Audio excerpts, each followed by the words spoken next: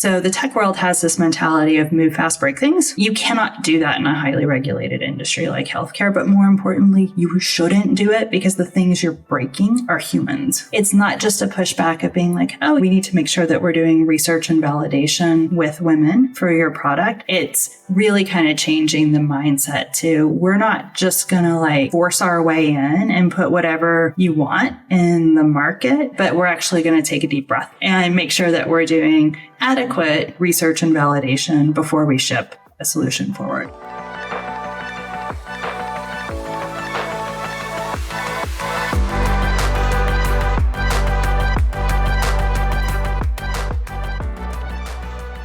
Hello and welcome to another episode of Brave UX. I'm Brendan Jarvis, Managing Founder of The Space in Between, the behaviour-based UX research partner for enterprise leaders who want an independent perspective to align hearts and minds. You can find out more about me and what we do at thespaceinbetween.co.nz. Here on Brave UX, though, it's my job to help you to keep on top of the latest thinking and important issues affecting our field of design. I do that by unpacking the stories, learnings, and expert advice of a diverse range of world-class leaders. My guest today is Theresa Neil. Theresa is the founder of Guidea, an award-winning woman-owned and led product design firm specialising in strategic medtech and digital health innovation. Since 2005, she and her team have worked with companies like Roche, Johnson & Johnson, WellDoc, and Cigna, designing digital health solutions that have impacted over 1 billion users worldwide. In 2022, she launched Femivate, a global femtech incubator supporting early-stage startups with design capital and strategic mentorship. In just 2 years, Femivate has helped launch 28 products, supported 14 clinical trials, and guided 7 companies through FDA clearance, with startups securing over $100 million in funding. Beyond her work as a founder, Theresa is a strategic advisor and mentor at Femtech Lab and Tech for Eva. She's also a sought-after speaker and author, having written 2 books, Mobile Design Pattern Gallery and Designing Web Interfaces, both published by O'Reilly Media. Her insights on women in tech, UX, and digital health innovation have been shared on global stages. It's these contributions to UX and Femtech that have earned her recognition as one of Business Insider's top designers in technology. And now she's here with me for this conversation on Brave UX. Theresa, a very warm welcome to the show. Oh, thank you so much for having me. It's great to have you here, Theresa. And I understand that your path to tech started in the kitchen. What's the story there? It did. Since I was a little girl, I wanted to be a chef. And as I got older, I went to work in kitchens and I apprenticed as a chef and ultimately worked as a sous chef in Austin, Texas. And I got married and started my family early. And as I wanted to come back to the kitchen and get back to cooking, the chef told me I should go home and be with my baby. And I believe he actually may have patted me on the butt with that piece of advice too. But to his credit, he suggested I take the laptop with me and to come up with a new way to handle an inventory system for the restaurant. And I knew virtually nothing about computers, but I figured out how to use Excel. I figured out how to write some macros, and I built a new pretty low-tech inventory system for our restaurant.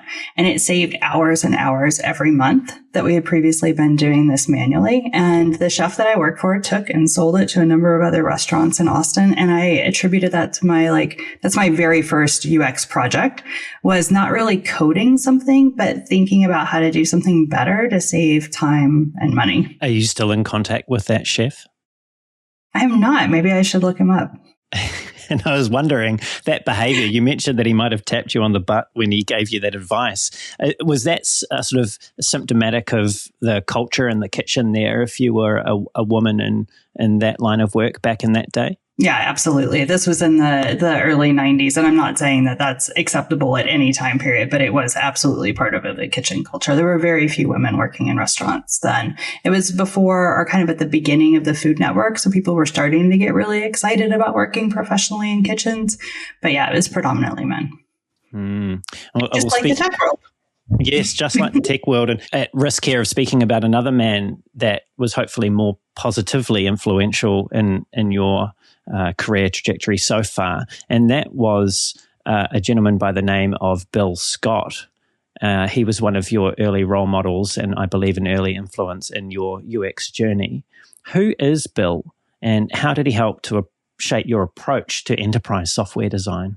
Oh my gosh, and that's somebody who is absolutely worth speaking about. So I made that inventory software and I decided I would go back to school and get a degree at UT. And I went into the business program. So I guess it was the information sciences in the business school. Left, and at that time, I think it was like right around the bubble burst, so like in the late 90s.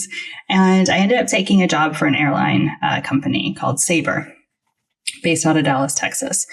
And I wasn't super excited about the job. I was moving from a really fast-paced restaurant world into sitting in an actual cubicle, heads down program. I was a Java programmer, heads down programming, 8-10 hours a day. And all of a sudden, I was asked to interview my future manager. And this man came in, Bill Scott, and he brought in a 3-page, maybe a 4-page stapled resume that was solid, front and back, single space type of all the things that he had done in software, both engineering and development. And I sat down and started talking with him, and he was just a natural teacher. And he explained to me what usability was, what design was, how that goes hand in hand with engineering. He had worked on some of the very earliest computer games for Apple and had that as part of his resume. Just an absolutely amazing, energetic, enthusiastic teacher. And once he came and became my manager, we actually ended up building out the first UX team at Sabre, kind of at the early days of people starting to call what we were doing UX. And I stayed with him for the next 4 years, and we wrote a book together for O'Reilly. So fantastic mentor in that space. And I think one of the coolest things about him was he had the engineering mindset. He was a fantastic engineer and a design mindset. And he understood the value of talking to people, the buyers, the end users, everybody in between, and really blending all those things together. And it's so unusual to see a really strong technical engineer, a really strong design thinker, and a really strong business leader all combined into one person. So I feel really fortunate that we crossed paths and I had him as a mentor. And listening to you describe those various aspects of Bill's capabilities, it seems like you too share some of that DNA, if you like. You have that engineering background, you also have the design background, but you also went back to school, I believe, and did an MBA as well. So you've got the business background, and hence you've also gone on to found and run Guidea for almost 20 years now. So that's clearly come strongly through. But if I can just take you back to perhaps it's your time at Sabre and you were working on a airline kiosk. It might have been your first usability or design project. But what can you tell me about that time there working on that project and how, if at all, it influenced your decision to continue to pursue the more design aspect of technology as opposed to engineering? Well, I really wish you hadn't called this out because now everybody in the world is going to hate me for designing those terrible kiosks that you get stuck at in the airport. Sorry about that. But at the time, it was actually really interesting because we had a mandate from a specific airline that we needed to create a check-in experience at the kiosk that took people, I don't remember anymore, but let's say 50 seconds or less. So the intent was for nobody to be standing at that kiosk for more than a minute. And so we needed to optimize the screen layout to work to be touch friendly and for people to be able to get out all the different cards and various things they needed to check in and then move on. So that one was really cool in that we set up in the development lab that I worked in, which I remember it being very, very cold. I guess there was a bunch of servers in it. But we set up actual kiosks. And when we would code it and roll out an iteration of the code, we'd have other people from the company line up in front of the kiosk and come in and we would time it and test to see if we actually were getting this done in 50 seconds or less. So we were doing rapid iterative testing evaluation in real time with real code to get to that solution really quickly. I wish, in fact, the airline still had that mandate for a minute or less, because it seems like they've added in 7,000 questions to check out now. Or maybe we need to bring you back to one of the major airlines so that you can go back in time and help people get through that system more efficiently. It's great to hear about the lab and how you were running that. And I wondered, did the lab have any windows? You mentioned it was cold, but did it have any windows? No, it did not have any windows. And I remember that it was cold because at that time period, this well predated smartphones. And so I don't know if anybody was really doing much touch-friendly interfaces, tablet-style interfaces. But the screens at that time wouldn't pick up your touch if your hands were cold. And so I remember wearing jackets and sometimes wearing mittens to get warm enough to be able to test the code that we were making. That's too funny. Hey, tell me, fast forwarding a few years now, tell me about Guidea. So you founded the company in 2005. It's now 2025, so it's coming up, if not already, 20 years.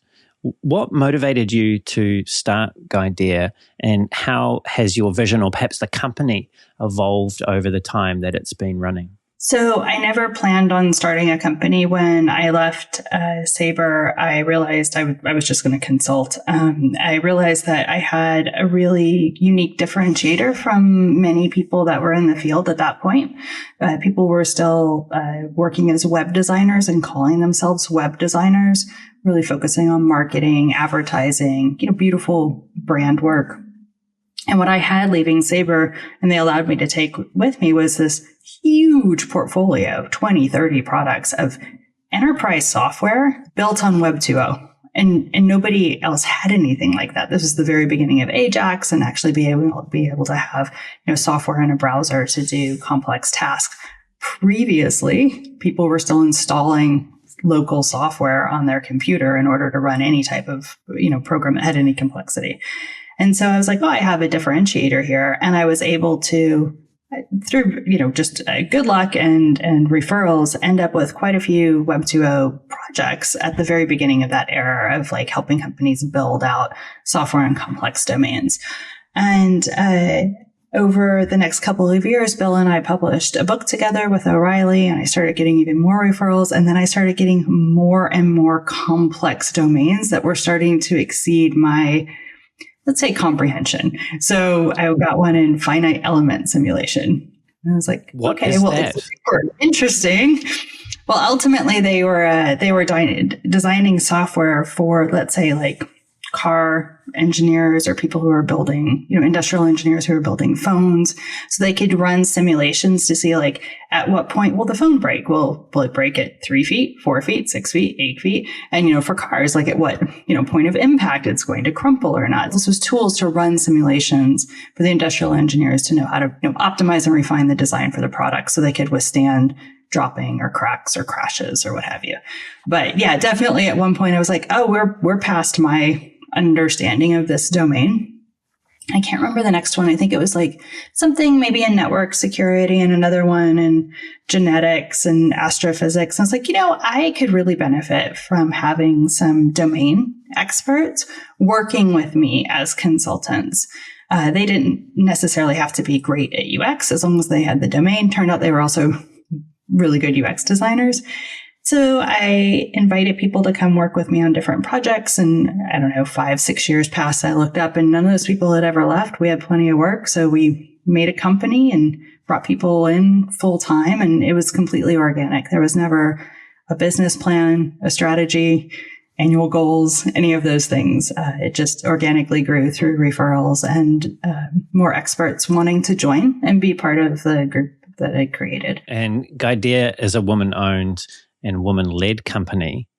Was that a conscious decision from the start, or was that also something that evolved organically? It evolved organically, and I've tried to be conscientious about it over the years because we all, I believe, as humans, feel comfortable with folks like us. So not only were we woman-owned, woman-led, we were all women of about the same age too. So I have unconscious bias, just like any other human, and was probably ending up, having teammates come and work with me that had similar age, similar experience, similar backgrounds. But we also ended up with a lot of organizations and individuals referring their female designers to us. saying, oh, you're looking for a change in your career. Did you know Theresa has Guidea? Why don't you go apply with them? And so it was kind of a byproduct of both, right? Probably that unconscious bias plus that referral in of all of these different really talented women that were looking for flexibility in their day. So because we've always been a remote company, we were able to offer that flexibility that many of us as parents, not just women, need for dropping kids off, picking kids up, taking kids to appointments, and, not really, basically recreating that cubicle. Yeah, that flexibility is a really important thing to provide. And perhaps this next one might seem, perhaps it's a little direct, so tell me if it is. Would you consider yourself a feminist? I don't actually think so. I have to admit, before we created our Women's Health Incubator in 2022, that I really had not given a whole lot of thought to it, which may be a little bit embarrassing to admit, but I had not gone through my career in restaurants or in technology really thinking about advocating for women's rights, or really that there was much difference between the genders in the workplace. I am very much a heads down problem solver. I'm, very focused on the thing that I'm working on to the point of I've lost track of time and really anything else. So I hadn't really thought about it until I got into women's health. And I think over the past 2.5 years, I've become a feminist because of the experiences I've had in moving from technology into women's healthcare and seeing I know we're supposed to call it bias, but the extreme sexism that female founders experience trying to raise funds for their women's health companies. And I think that's really actually now brought out the feminist in me, where I want some equality, and I want to make sure that founders and employees and teammates and everybody they each have a stake at the table and are able to bring their skills to bear and aren't kept out of, let's say, the workplace or in investment opportunities or in fundraising opportunities just because of their gender. And perhaps this will highlight that sexism that you've touched on there. And I definitely want to come back to and speak specifically with you about the raising of capital, particularly for Femtech. But about a week ago, you posted on LinkedIn and gave Oprah, the queen of all media, a really hard time. What did Oprah, and perhaps it's more Oprah's team, but what did Oprah do to deserve that? So I noticed that Oprah's team had put out a Menopause Awards, so a little cute little O for Oprah, awards article or post about all of these amazing new advances in menopause. And I was very excited to see this. I don't follow Oprah and I haven't seen her show in a very long time, but I have a lot of regard for the woman. I was like, oh, this is great, because one thing that women need is education about their bodies, because we don't receive it in school. Our doctors and gynecologists don't receive enough education. Yeah, there's just a full lack of education. So it's like, oh, great. Oprah's, putting awareness on this. And I started looking through the list, and no shade on any of the products that are in the list. There are certainly some really good things in there, probably a lot of really good inventions. There's supplements, there's beauty care products. And I got down to the tech section, and I work and breathe and live Femtech. So I'm like, what are we going to see here? Because there are so many amazing scientists and researchers and founders, pouring their heart and souls into figuring out how to improve women's health span. And I look in the tech section, and there's too many fans, like oscillating fans, like, a fan that you put on your desk to like cool you down. And I'm just dumbstruck by this. Like, I really wish Oprah's team had the time and knew where to look to see where all of these new inventions are occurring in femtech. Now, menopause is something that happens to all women. And you might say, well, you can't prevent it and you can't fix it. It's just something women have to go through. And a lot of people aren't comfortable talking about it, which I think is like a combination of it's a woman specific issue, but also it makes us realize we're all getting old and will eventually die. So I think there's like two things that make people uncomfortable talking about it. It's just another condition like any other health condition. And you could say, well, it happens to everyone. You can't prevent it. But there are actually researchers right now looking at preserving ovarian longevity. They found that when I believe this is correct. I am not actually a clinician myself, but women are the only mammal whose ovaries or any body part just stops working. Why do they stop working? Let's look into that. Can we preserve how long they work? Because ovaries provide important hormones to women's bodies like estrogen, and these are things that protect us from cardiovascular disease. They protect us from early death. They protect us from dementia. There's all this research going on in this space, and there's all this tech happening in this space for like at-home testing kits, telehealth platforms that can provide HRT and other services. There's a really cool product out there that is great for all genders. It's called OsteoBoost. It's very well designed. It's almost like a belt that goes around the hips, and it has vibration, and you use it while walking. I hope I'm explaining this correctly, or at least good enough. It stimulates the impact that you would need to increase bone density. So as all of us age, I'm thinking probably like after 60s or so, we start to have a decline in bone density. And it's not like we're really going to go out there and do like super high impact, like trail running to rebuild that bone density. And this device can do it for you, wearing it a couple of times a week while you go for your regular walk. There's another one out there, the super cool stability scale. A lady who used to work for NASA came up with it. And so if you get on the scale, it can predict within a year whether you'll fall. And if you think about like the biggest causes of death and people in the US having to live in nursing homes, it's because of falls and fractures. If you have a scale that can predict you're going to fall within a year, you could go get physical therapy and regain your stability. And if you're also using OsteoBoost and building up your bone density, if you fall, maybe you won't break that hip. So there's all these things out there. And I'm like, 2 oscillating fans? Are you kidding me? So I don't know. It was a gut reaction. You mentioned menopause, and you mentioned a few things in there, right? Obviously, menopause was the focus of the awards there, and you got a couple of fans, which is like, given what you've just explained, if they just looked maybe a little bit deeper, they would have found some truly phenomenal and deeply interesting innovations that are happening in this space. But yet you get fans.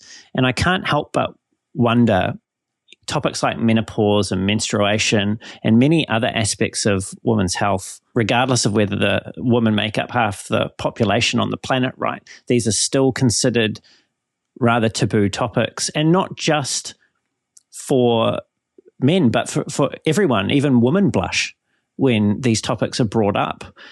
How is this cultural discomfort, which seems like a cultural discomfort with discussing just things that are part of life for a significant proportion of the population, how is this shaping the system? Define the system how you will, but perhaps the health system, or perhaps just the conversation around that system as well, and these issues. How is this discomfort shaping that and reinforcing? Perhaps I'm leading the question here, but how might it be contributing to the status quo that women experience today? It's a key part of it. So I have to admit, before we started this women's health program, I'm not sure I would have even been comfortable bringing up menopause in a podcast. It just happens that the past 10 podcasts I've been on have been women's health. So I'm very comfortable talking about everything now. And I was like, oh, wait a second. Is that even appropriate for UX? And I'm like, yeah.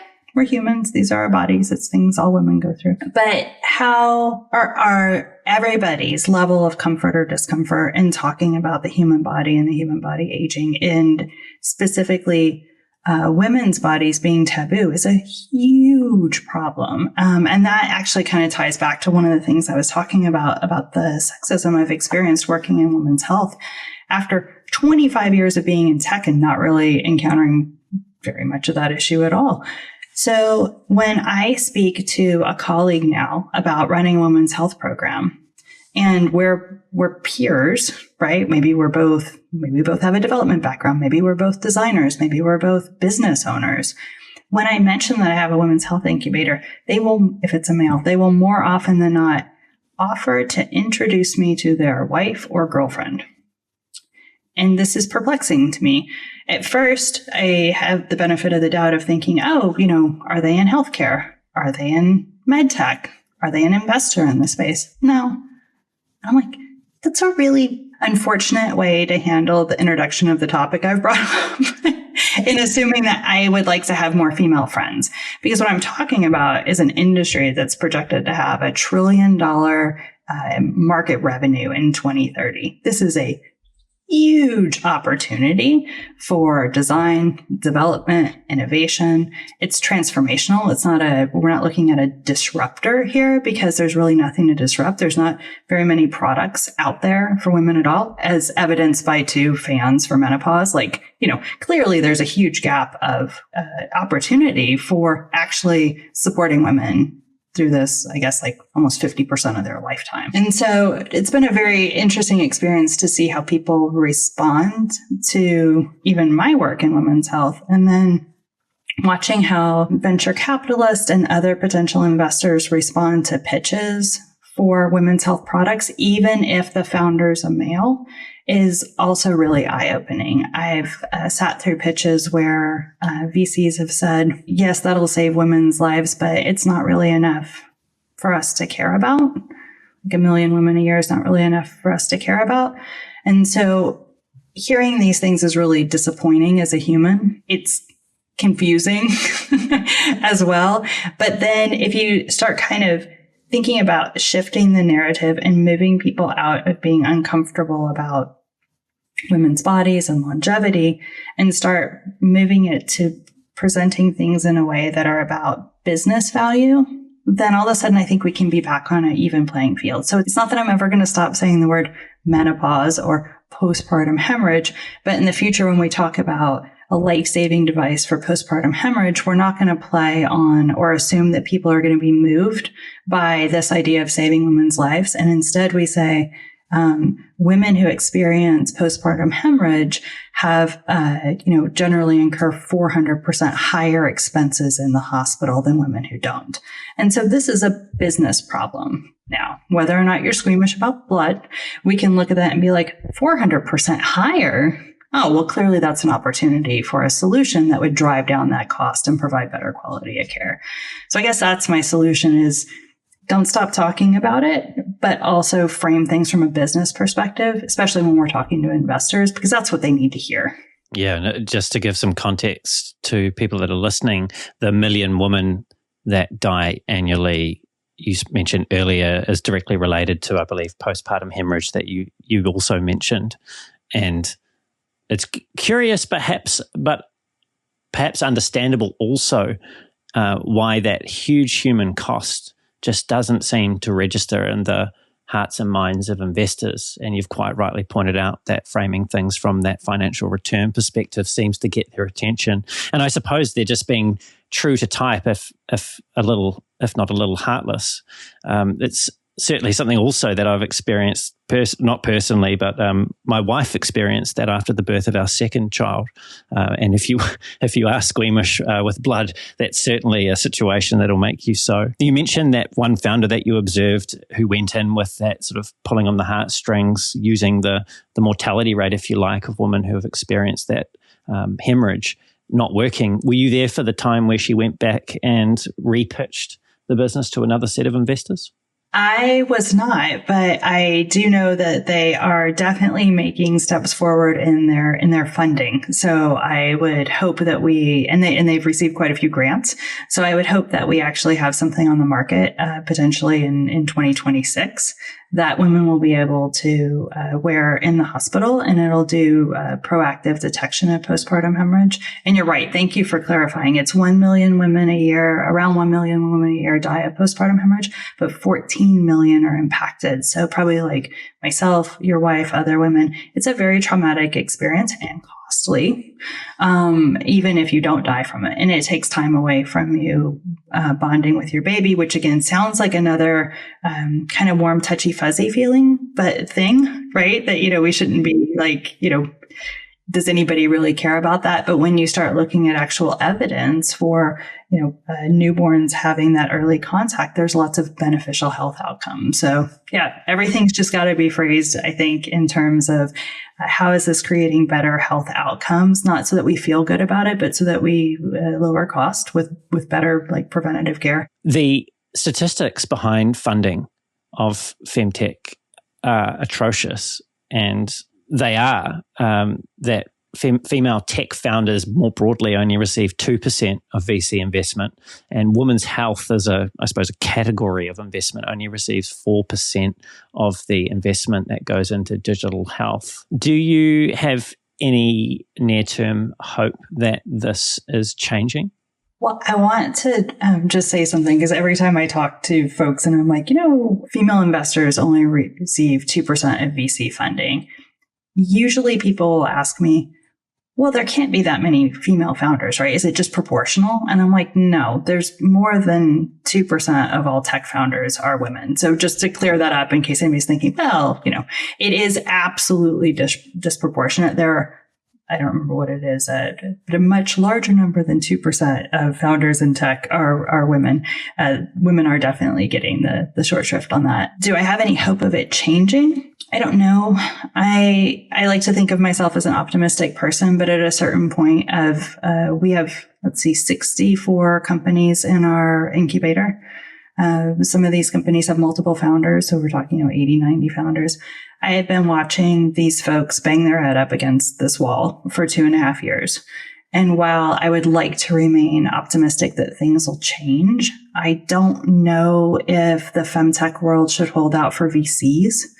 It doesn't seem like many of the solutions in femtech are really properly or super well aligned with VC. So let's take like medical devices. Medical devices take many years to get through regulatory approval, way more than the 5 years that a VC may want. And they cost millions and millions of dollars to take through pre-human trials, clinical trials, all of these different trials. And there's a lot of risk at each stage. So I'm not sure we should all hold out hope for VCs to be the investment savior for women's health. I think we need to be looking at alternate sources of investment. And so with the last administration, there was Jill Biden put in, I think it was $100 million into women's health, and then expanded that and ran, and that supported an ARPA-H women's health innovation sprint. There were a couple of other, there's plenty of actual grants in the women's health research space. I noticed that Melinda Gates has a new $500 million fund that is specifically around women's health. And it might be these funds and these social impact funds and grants that are going to move women's health forward, because the biggest gap in women's health moving forward right now is the lack of research. And I just can't see, and when I say lack of research, to clear this up for anybody who's new to this, who's listening, all of the trials on medicines and devices, healthcare devices for people, were all tested on men up until the 90s. So it's only been in the last 30 years that clinical trials have included women. And then I'm hoping I get the data right on this too, but at that point when women were included in trials, I think they had to be women who were not of reproductive age, because this kind of makes sense. You're like, I don't want to run clinical trials on, women who are maybe trying to conceive or actively pregnant. But that's a large group of women, right? That's like everyone from 12 to that menopause age. So I'm not sure how much that's changed at this point, but we do have this huge gap of data around women's health. And I can't see VCs being maybe, or certainly not the majority of them, being really interested in paying for that research. That seems to me like a social impact, and government funds are going to have to step in, and universities, academia are going to have to step in and fill that research funding gap so that innovation can really move forward. Yeah, and you've observed that many researchers and innovators in femtech have cited that core problem of not having enough data available as slowing down, and perhaps, as you've alluded to, making it less attractive to outside investment to put into these potential innovations, because I suppose it increases the risk, right? Like if you don't have that body of evidence or data to draw upon to inform some conclusions, it makes it more challenging. But I wanted to ask you about a story that you've previously shared, and that's about the Lioness smart vibrator. Oh, yeah, this is a great. Yeah, because there were challenges, right, that they faced getting market access and to assist with adoption. What is the story there? What were those challenges, and how did the company innovate and get around that sort of absence of data? So I have not personally had the opportunity to work with this founder, but I read a couple stories online, and I hope I'm paraphrasing them correctly, but it sounded as if the founder of Lioness, which is it's a vibrator, it's in the sexual health and wellness space. It sounded as if they ran into some challenges being able to bring this smart device to events like CES or Mobile World Congress, where everybody else can bring their devices and display them and people can learn about them. And it's, a great marketing move as well as an opportunity to be acknowledged and recognized as a leader in technology. And because this was a smart device in the sexual health space, it sounded as if they weren't allowed. What the Lioness vibrator does is it collects female orgasm information. And they have, I believe, created the largest repository of this information ever. And you could be like, so, maybe that's interesting. But the founder's premise is, well, but if we've never collected it before, we don't know if it's valuable or invaluable or not. So if a man were to go in to see his GP, general practitioner, healthcare provider, and say that he was having an erectile dysfunction issue, one of the first things the provider would typically test for is to make sure that his heart was okay, because that is actually a symptom of cardiovascular issues, or could be. I'm not diagnosing anybody out there, but it could be a symptom of that. And so the doctor will check. We don't even know what information women's sexual health could provide for other things like cardiovascular disease, early signs of dementia. Who knows? Because the data's never been collected. So they've built a great database and repository of that information. And then it sounds like now they do have access and are being acknowledged as, an actual tech company with real value now that they have that data set. So happy ending on that. I want to come back to where we were a little earlier, because I don't think we addressed it specifically. Why is there this huge discomfort with anything to do with female genitalia or female health? Why is this such a thing? Americans are prudish. I don't know. Maybe, I don't know. We're brought up that way. Maybe women have just been over-sexualized, and I don't know. I do know you had asked a question earlier about what's the impact of so many of these topics being completely taboo. And there's a real financial impact to this, in that many of the companies that we work with and many more in the Femtech space actually cannot advertise their products on social media or on billboards or in commercials, because, we can't talk about breast, even if we're talking about breastfeeding. Now we can show them in a beer ad, but when we're talking about breast exams for early detection of breast cancer, they're censored. And it kind of blows my mind. I'm from Texas, and anytime I live in California now, but anytime I'm back in Texas and I'm driving around, there's billboards on the side of the highway where my kids can see them about erectile dysfunction. Yeah. And I think, if we have that there and I get to explain that to my, young children, then I think we could certainly have up a board that shows a woman breastfeeding or talks about early detection of cancer. And we just shouldn't have this double standard on it, but it is directly impacting many, many, many of these femtech companies, because they cannot put ads for their products, even when they dumb everything down, and use all the euphemisms. They can't put the ads on the social media channels. And that further impacts the attractiveness and the likelihood of success of those innovations finding, product market fit, so to speak.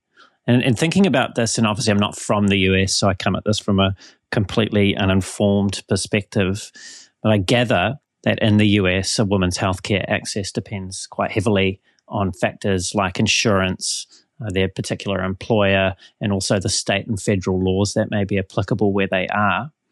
How are corporate and political forces limiting women's healthcare choices? Well, that's a heavy question to ask with the new administration. I think the answer is it remains to be seen. I'm sure you've seen plenty of news stories lately on so many of these different departments being dismantled, the impact that that's going to have for generations, the money the grants that are being revoked in the research space for everything, not just women's health, anything that touches on anything with equality or even says the word women in it. So I think it remains to be seen how this is going to play out. It from my perspective, looks pretty scary. I can't imagine that rolling back access to health data and rolling back access to healthcare is going to do anything positive for our country and the women in it. And yet this is interesting because when you think of America, it's the poster child for modern capitalism. And if there's anything that any administration, and the corporate culture should understand, that would be the power of the dollar. And from what I gather from things that you've shared previously, women drive the majority of healthcare spending in the US by quite a margin. Yet you still see what we've been talking about here, which is this substantial underinvestment in Femtech and in women's health research. So what do you suspect is, and I know this isn't necessarily you're not an academic in this area as such, but I'm curious, what do you suspect is the source of that disconnect between women's economic power in this particular space and the actual amount of choice or healthcare innovation that's happening for women to access? I feel like it has to come down to the bias, the taboos, the sexism. And it's just a really, really slow change. So I think about this a lot because I'm not necessarily at the end of my career, but I am 25 years in. It's not like I'm planning out my next 25 years of like pioneering in women's health. I like to think that a lot of us who have gotten into women's health actively pushing innovation forward on the tech side. There's been people pioneering in women's health for a long time, but on the tech side, I feel like we're paving the way for the next generation to really crack this open and get past a lot of the, I don't know if it's cultural or around, specific to people's age, education level. I don't know, or education, not education level. I'm sorry, it's a really hard question to answer, but I do hope the work that we're doing right now is paving the way for more progress with the next generation. You've spoken about before it's almost like a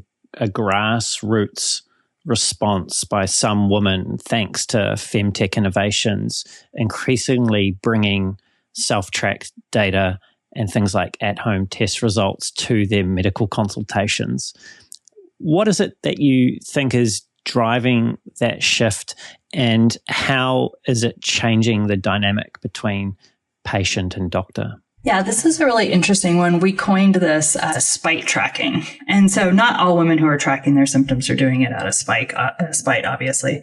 But I kept hearing, and my colleagues at Guidea kept hearing these stories of women and experiencing this themselves, tracking symptoms on their phone using maybe a menstruation app like Clue or Flow or something like that, or any other healthcare app where they could track symptoms, and logging all this information so that when they went into their provider, they would not be ignored, dismissed. Many times we're told we're overreacting. Can you imagine going into the doctor and you're like, I have back pain. And he's like, you're overreacting. You're like, no, it's a legit symptom. It's in my lower back. It feels like it's burning, and to just be dismissed or told that, oh, well, that's a normal symptom of, a better example would be joint pain. That's a normal symptom of menopause. It just is. That's not how you talk to somebody who presents symptoms to you. You should look at them, analyze them, and then make, hopefully a decent recommendation or order test or whatever. So, what we're seeing, or what I'm seeing, is that women are starting to take their health into their own hands. And that involves lots of different things other than just tracking symptoms on an app to prove to their doctor that they were experiencing these symptoms. It's in the form of home testing kits. So women, and men, I'm sure too, in many cases become desperate to find a solution to the symptoms that are really, really impacting their life. They've gone to the doctor, maybe they've tried a couple of things, it doesn't seem to be working. Maybe I was misdiagnosed. Maybe there's something else out there. Maybe I have some type of allergy or intolerance or whatever. And so people are resorting to these at-home testing kits. In the face of that, this industry of at-home testing kits has grown up. And I think this is actually super beneficial to women because now from their own homes, if they have the means, they can order kits and find out about their hormone levels or their blood glucose levels or their endocrine health, right? Like all of these different pieces. Now, there's a little bit of a challenge that is inherent in that is that if you had a physician who wasn't listening to you to begin with, when you bring them at-home test kit results, they're probably still not going to listen to you. What we need are more physicians, and there are plenty of great ones out there. We need more that are comfortable listening to self-reported symptoms from women, acknowledging them, providing additional education, and then acting upon the symptoms that are shared. But I am really actually happy to see how much women have embraced this idea of education and empowerment and at-home testing and symptom tracking, because we need that knowledge. We need that information. None of us as humans should just implicitly trust that a doctor is going to tell us the right thing right off the bat. They're human too, right? So we need to be involved in our healthcare and we need to have some baseline understanding of our bodies. So I know we call it spite tracking, which sounds a little harsh. But for some women, that's because they've had these really, kind of like gaslighty experiences with their physician.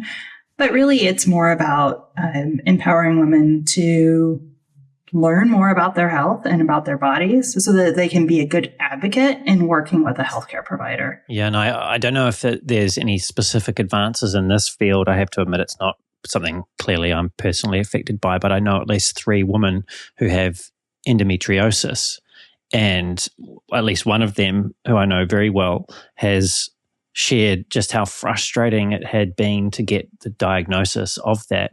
So I can imagine having your own self-collected body of evidence to support something, perhaps something like that, to have a conversation with a physician who's open to having that presented to them and discussed may make it easier for women to achieve better health outcomes. And maybe this is a crass analogy, but I can't help but thinking about how, for example, the internet enabled us to have much stronger negotiating positions with, say, car salesmen. When we go in to look at a car on the lot, it's no longer just about what you can garner from the conversation with the person that's there to make $1 from you.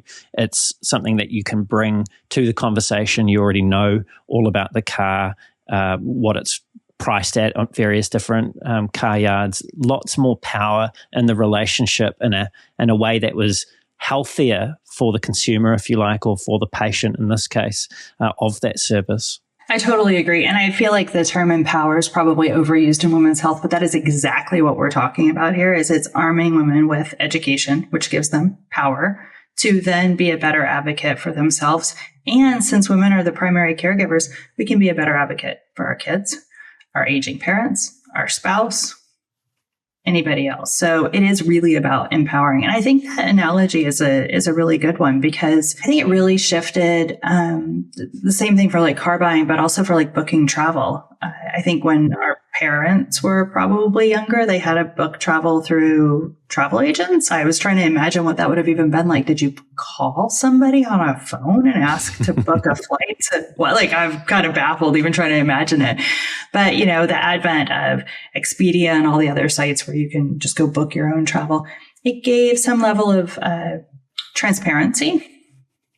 And people really flocked to that, and they really flocked to learning about like the car buying process and getting a good deal and choosing the thing that was best for them, and maybe choosing a vehicle that's, you know, really high on safety and good gas mileage. And so the more you learn, the more you can identify what your priorities and your boundaries are in any of these situations, and then be a good advocate for yourself and your family. So I think it's a great analogy. Thinking about what you've been talking about there, which is, I suppose, the user, if you like, and then thinking about something you said earlier, which was the reluctance of some of your clients. And, you know, you weren't naming names, but just this reluctance you've experienced at times of some of your Femtech clients with their receptiveness to the user experience research that you'd done into the prospective market, or the people that would be using the software and or device that they were considering creating, just not wanting to hear it,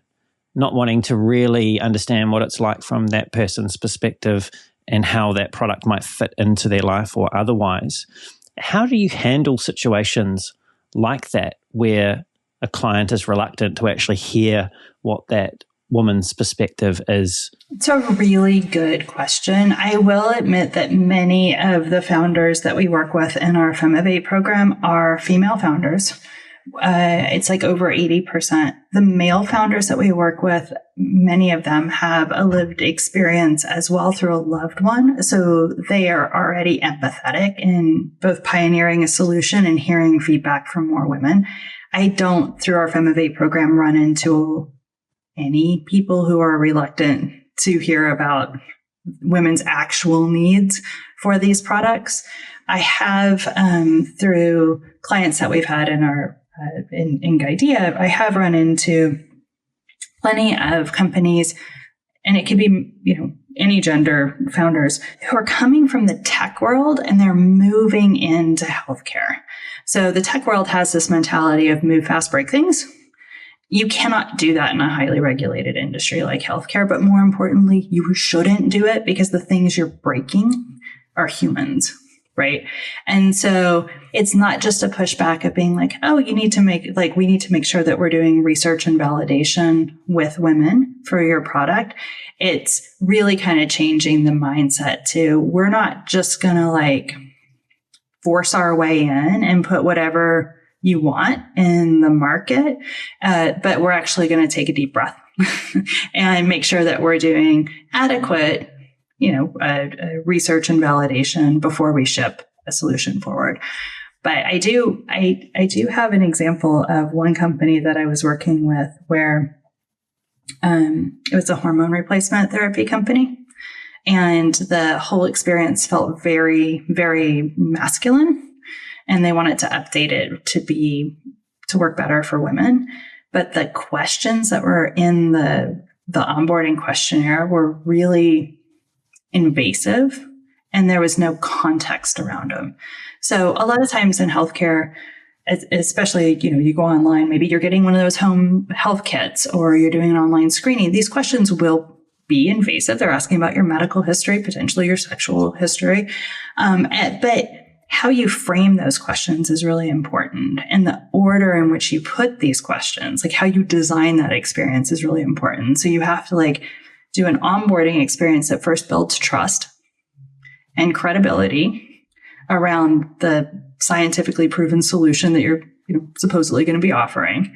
And then you need to be really thoughtful about how you design that questionnaire so that the questions aren't feeling like they're coming out of the blue. And so if we're asking women to share their menopause symptoms, some of these are things that most women, me included, aren't super comfortable just saying out loud or saying, yeah, like, who's reading this? Who am I talking to right now? Who's going to be looking at this information? And then in this HRT program, just kind of out of the blue, one of the questions was like, how many abortions have you had? And I'm like, whoa, Whoa, whoa, whoa, whoa. We don't just drop that question on people. Now, there's lots of things with HRT where that's hormone replacement therapy. The providers do need to know about medical history because you've had, I think it's like blood clots or some of these other conditions. HRT in a certain format should probably not be delivered to you. Please, again, everybody refer to your own physician for the actual medical recommendation on this. So there are some sensitive questions that need to be asked. But when you're dropping something that heavy on somebody, there needs to be context. So are we just asking that because we want to collect that data because the marketing team wants to know? Or did that question just slip in there out of ignorance? Right? And we don't even actually need it. But when I brought this back to the team and I told them, I was like, hey, we need to go through these questions and find out what's absolutely critical to have in the assessment. Do we need all 40 of these? Some of them are really invasive. Like, what bearing does that have on the diagnosis or the screening? And I was like, can you go back to the physicians and find out what do they have to know before that first meeting? And they're like, we're not going to ask the physicians. I mean, they're physicians. If they're asking, it's super important. And I was like, but nobody's going to complete this form because they're really invasive. And they're like, how dare you tell us how to craft a form? Oh, dear. And I'm like, well, you hired me to tell you how to craft a form for one thing. And then second, we've done like 2,000 hours of research with women. I can tell you where they're going to drop off here. But it was kind of this mentality of, the physician's always right. How dare we ask anything? I wasn't saying the questions were wrong. I was just saying, look, if you're going to be asking about a sensitive topic, frame why on the screen you're asking, right? Like if we need to know about number of abortions, it's because this, and this, which will impact your treatment. Then the woman can go, oh, okay, then yeah, I'll answer it. Otherwise people are just going to lie. So it was a very interesting dynamic of how do you create a really great solution for women when you have this mentality of we can't even go back to the physicians and have a collaborative conversation on what's required versus optional. And then we had a team that wasn't really willing to liaise between the patient experience and what the providers needed. Well, it sounded like you couldn't in that circumstance. Yeah, we were pretty much stuck. Yeah. Yeah. I mean, it's a great example of where design can play quite a meaningful role in that onboarding experience. Clearly, there's the context that you spoke to, why are we asking certain things? There might be some sort of foreshadowing of some of those more sensitive areas like questions around abortion. And also, you pointed out a really good thing, which is, do we actually need to be capturing all of this data? And I understand, like, from the perspective of healthcare, there's often quite a lot of regulation in terms of how data is stored and perhaps the things that need to be collected for certain treatments. It sounds like it often doesn't guide the design of those experiences in such a way that the emotional well-being of the patient or the prospective patient is considered when those questions or other aspects of personal information are being asked for. Yeah, I think that's a holdover from the healthcare industry is not patient-centric, regardless of technology, regardless of what gender, right? It's not patient-centric. Like, you're there, you're going to fill in this form. We don't care how long it takes you, answer all this stuff. Yeah, I know you did it 2 weeks ago when you're here, fill it in again. So it's not really optimized for the patient. Really, patient-centric research and care is really just, emerged in the service design field, probably in the last decade and a half or so. So it's not necessarily about, tech founders pushing this, or being insensitive to patients. It's kind of a byproduct of healthcare. But when I talk with physicians about this and bring up, hey, what if we presented information like this? Typically, they're very open to it. Like, we have a great client in the UK who has an at-home testing kit for screening for HPV. So if you can screen for HPV, you can find cervical cancer earlier, maybe even avert it. And so they've created this nice test. And I was talking with him about something we learned in our research, that in designing mobile solutions, because a lot of these test kits, the reports delivered through a mobile interface, that people with mobility issues may not be able to access their results. And so, if you think about the beauty of the at-home screening kit is that people are not having to drive into a physician's office or drive into a lab. It means we can reach more people with mobility issues. And it would be a shame for them to not even be able to access their results because just think like cerebral palsy or even rheumatoid arthritis, things where people just don't have it's not easy for them to use the mobile interface to get that information. And I was telling him, I was like, hey, this is a super easy fix. In the kit, you allow the customer, the user, the patient to specify, do they want to receive their results by phone, by email, in the app, right? All different ways. And he's like, oh yeah. And if they pick phone, we'll just call them with the results. And I thought, can you imagine being at work or in the middle of caring for an aging parent or taking your daughter out for her birthday and getting a phone call with the results to your cervical cancer screening? Ooh. And I was like, hey, what if they can opt in? Your results are ready. And then they have the autonomy to make the call at a time that's appropriate for them. And he was like, that's a brilliant idea. But because he's been in healthcare, that's not really the way healthcare operates. Healthcare is like, hey, we're busy, right? This is on our time, not on your time. And so just kind of that shift changes it up, right? And thinking about the patient experience of just having autonomy to call and get the information when you have time to call, when you're in a state to process it. And if it's bad news, you're maybe in a physical location or with people that you can, really take the time and process this information, with dignity. And you're talking about the service design, the broader design of that experience. I suppose it's not just the product, it's also how you're actually getting informed of the outcome of your experience with the product. It's much deeper than just that digital interface and what that's like. And I understand that a lot of your work through Guidea and Femtech has involved collaboration with industrial designers because there's often a physical product involved. What would you say are some of the things that have been key to the most successful collaborations that you've had with those industrial designers? I'm really glad you brought that up. If I were to go back and do it all over again, I think I would have majored in industrial design, potentially instead of software. I think it's absolutely the coolest field.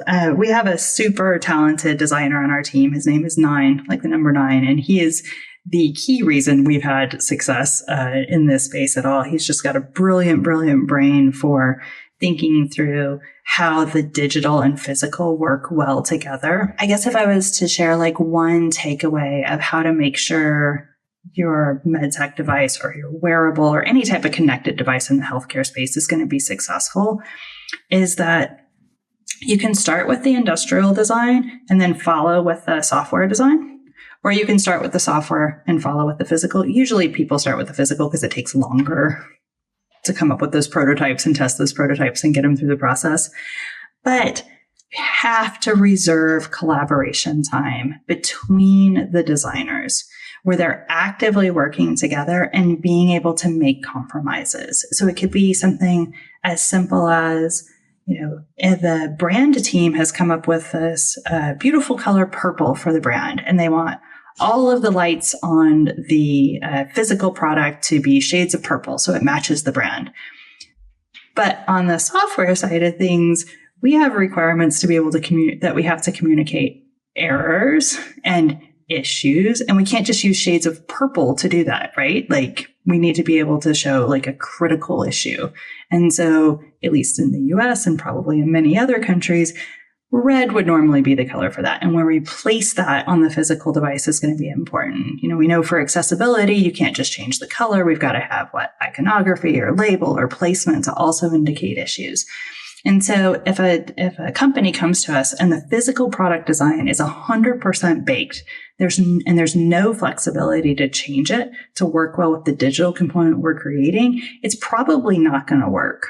We just have to have that back and forth. And same thing, the digital team always has to be flexible to the changes that are coming through on the physical side. So we might have a beautiful design ready, and it turns out that on the physical device, we can only have 3 LED lights instead of the 6 that we needed. Well, we're going to have to all figure something else out. So just leaving that extra time for iteration, that extra time for testing the physical and the digital together with our end users, from both like unboxing, onboarding, first time use, subsequent use, leaving sufficient time to iterate and update both of those digital and physical products to ultimately come up with a really, really great cohesive solution is key. Speaking of time and extra time, we don't have any of that today. So I have one final question for you. And that is, Theresa, you've worked with hundreds of founders and perhaps patients alike in this femtech and innovation space that you've entered into. Is there one story that's stayed with you that perfectly encapsulates why femtech matters? I have to tell you, I think it's the combination of the stories. When we launched the call for applications for Femivate, I knew that we'd have to create a completely new network in order to attract these applicants. We had a great network of, folks in tech we've been working with for 15 or more years, but I knew we needed to branch out even farther. The call for applications was really successful. We had something like 100 founders the first year. And we spoke with each and every founder. It was the most exciting and interesting month of my entire career, learning about all of these different elements of health span and women's health and women's lives and all the opportunities that are out there and all the ways that the system has failed us. And the director of Femivate, Karen, would tell me after each call, she's like, I know you love them and you want them in the program, but we can only pick 2 or 3 companies. And so we're 25 calls in and I'm like, I want them all. And then we're 50 calls in and I'm like, but I want them all. And she's like, you can't have all of these. And we ultimately ended up picking 30 companies not because I have no willpower, but because so many of these teams needed support and they just weren't getting support from other places. And it was those combined stories. I think Kelsey at Armor Medical, the one with the postpartum hemorrhage detection, is the one that tipped me over from realizing that I thought we were going to run this itty bitty program where we supported 2 or 3 startups to this was probably going to change my life, was hearing her story. She was one of the last applicants that we spoke to, and hearing her story about women dying of basically bleeding to death and there not being a solution. And I was like, oh my gosh, well, we have to do something. And I think that was it. It was the combined stories, just building and building and building on each other, that made me realize this was where we needed to put our time, or at least I need to put my time and energy moving forward. So I don't think any one encapsulates all of it. I think it's the group. I think it's all of the people in this space that are on a mission to improve healthcare for not just women, but for everyone. That's a great place for us to bring things down to a close. Theresa, this has been a fascinating deep dive into femtech and what you've been doing in that space. Thank you for so generously sharing your stories and insights with me today. Yeah, what a fantastic conversation. Thank you so much for having me. Oh, my pleasure. My pleasure. And Theresa, if people want to connect with you to learn more about Femivate and the things that you're doing for femtech, what's the best way for them to do that? The best way is through LinkedIn. You can just look up Femivate, or you can look up my name, Theresa Neil, and I'm right there on LinkedIn, and you can reach out to me. I'm pretty active on the platform. Great. Thanks, Theresa. And to everyone who's tuned in, it's been great having you here with us as well. Everything that we've covered will be in the show notes, including where you can find Theresa and Femivate and all the things that she's been contributing to this femtech space. If you've enjoyed the show and you want to hear more great conversations like this with world-class leaders in UX research, product management, and design, don't forget to leave a review. Subscribe to the podcast also so it turns up every 2 weeks in your feed. And tell someone else about the show if you feel that they would get value from these conversations at depth. If you want to reach out to me, you can find me on LinkedIn. Just search for Brendan Jarvis. There's also a link to my profile at the bottom of the show notes, or you can head on over to my website, which is thespaceinbetween.co.nz. That's thespaceinbetween.co.nz. And until next time, keep being brave.